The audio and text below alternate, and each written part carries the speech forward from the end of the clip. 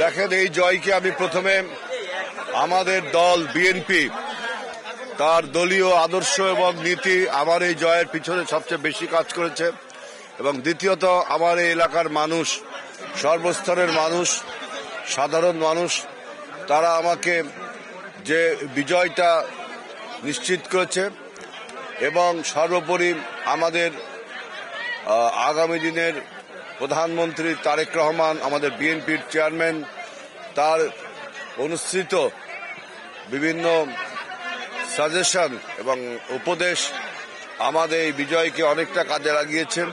তিনি নির্বাচনের আগের দিন পর্যন্ত আমাকে বিভিন্ন বিষয়ে পরামর্শ দিয়েছেন। এই সমস্ত পরামর্শ মতো আমার বিজয় কাজে লাগিয়েছে, এবং আমার এই অঞ্চলের সাধারণ মানুষ, হিন্দু, মুসলিম, সমস্ত সম্প্রদায়ের মানুষ তাদের সর্বোচ্চ চেষ্টা করেছে আমাকে বিজয়ের জন্য। আমি এই জন্য হিন্দু, মুসলিম, বৌদ্ধ, খ্রিস্টান, অন্যান্য সম্প্রদায়ের সবাইকে ধন্যবাদ জানাই।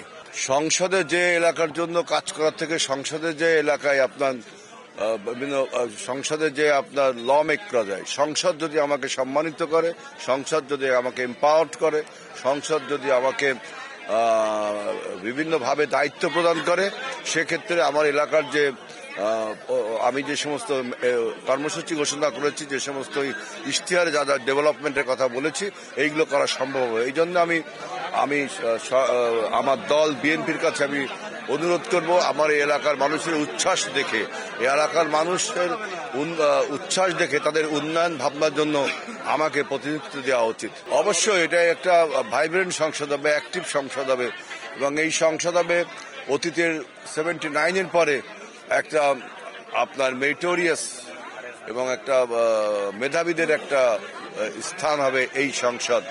79-এর পরে it will be second parliament in the message of merit.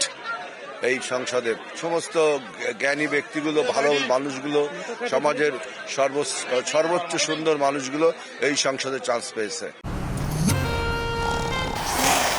Life তো প্যারা দিবে, নিবেন না? নিন মজাদার গোলমার্ক পপস, কুড়মুড়ে বাইটে ফুরফুরে লাইফ।